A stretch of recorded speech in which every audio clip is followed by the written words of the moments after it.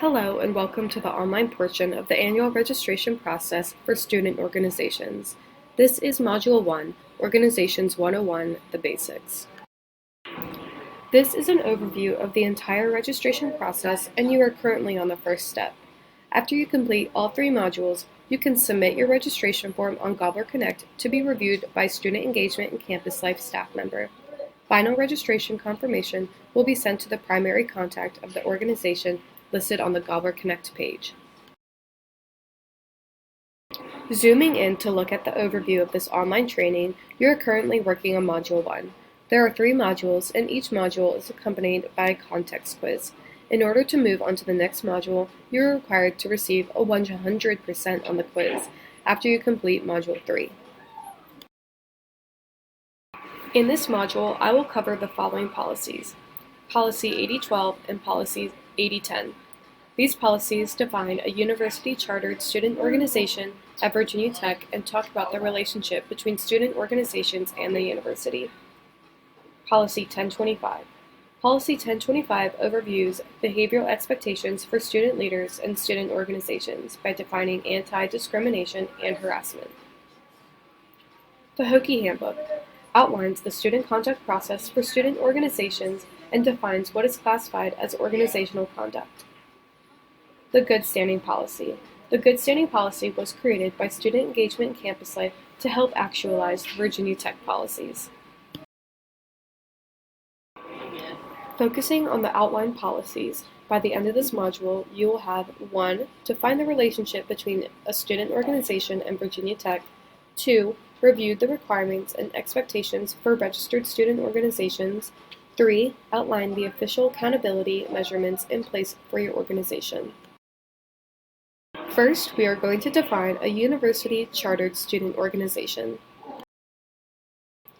There are 4 types of student organizations at Virginia Tech that the university recognizes. 1. Registered student organizations, referred to as RSOs. 2. University-chartered student organizations, referred to as UCSOs. 3. University Student Life Program, referred to as USLPs. 4. Lastly, Extended Campus Student Organizations, referred to as ECSOs. You are taking this training because your organization is classified as UCSO. The policies and expectations we are going to discuss are specific to UCSOs.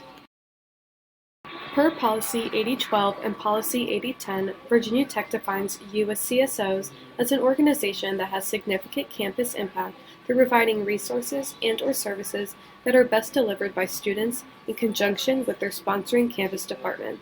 This classification of organization must align with and integral to departmental and university missions to create robust students' experience.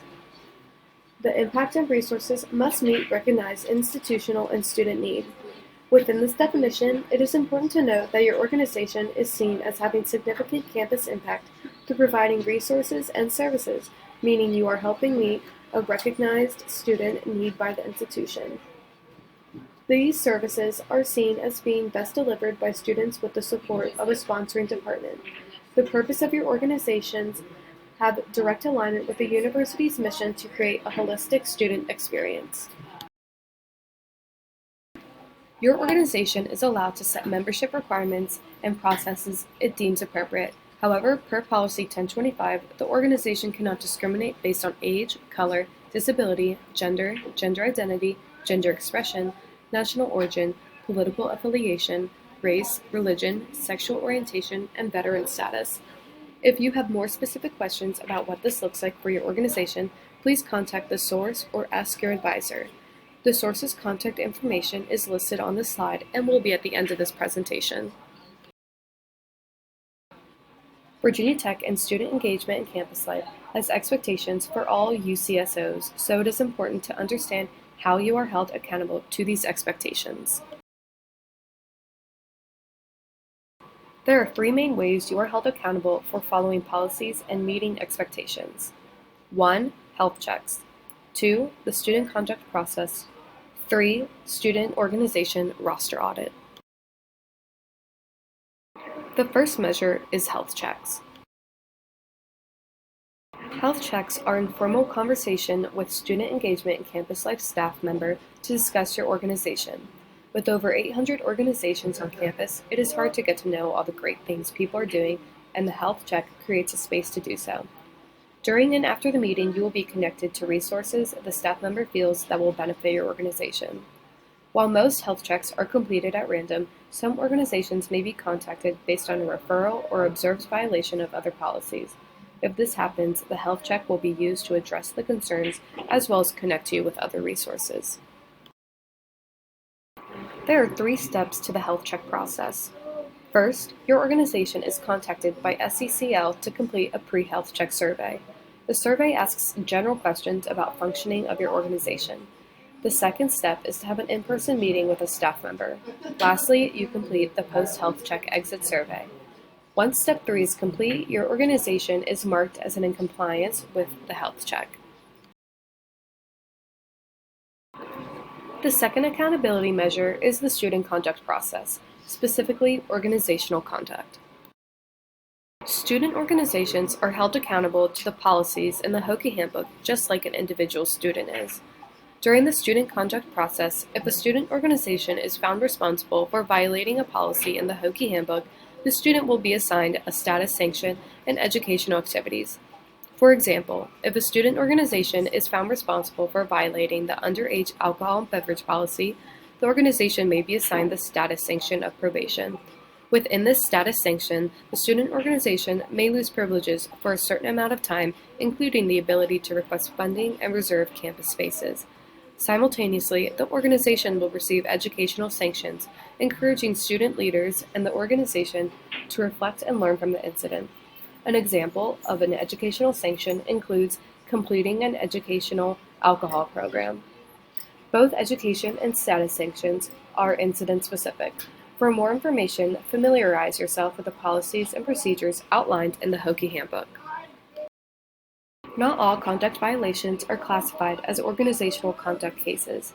In order to be classified as organizational conduct, if it is classified as organization activity, the organization itself may be disciplined. This does not mean individuals cannot simultaneously be held responsible for violations of policy.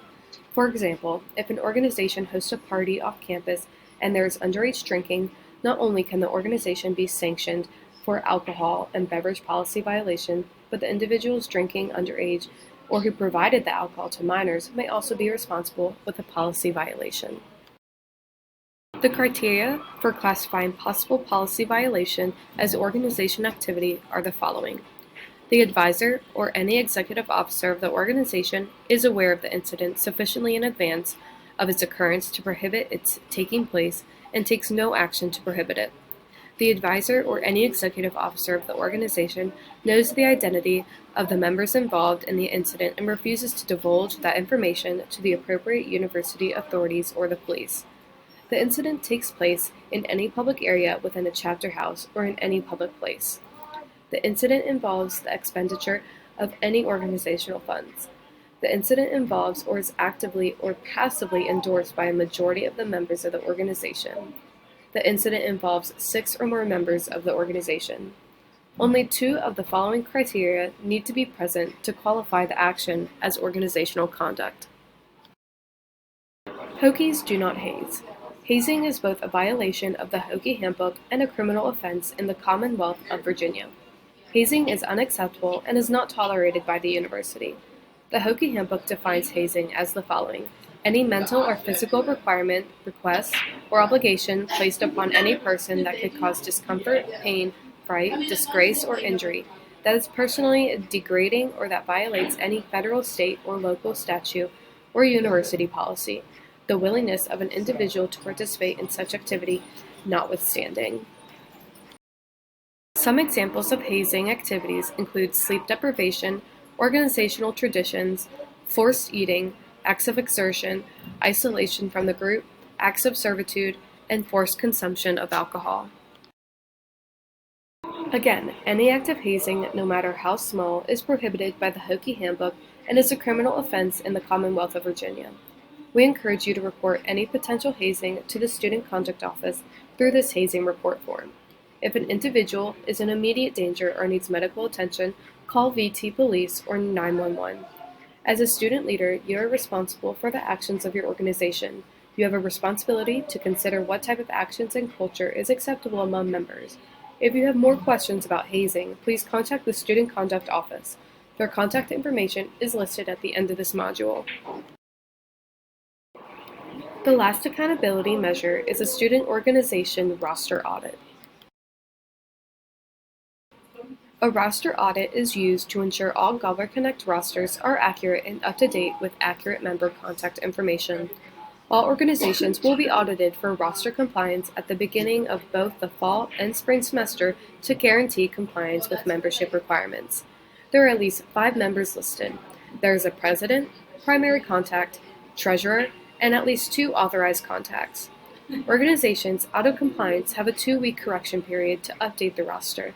If the organization does not correct the roster, the organization will lose recognition until the changes are complete. This concludes Module 1.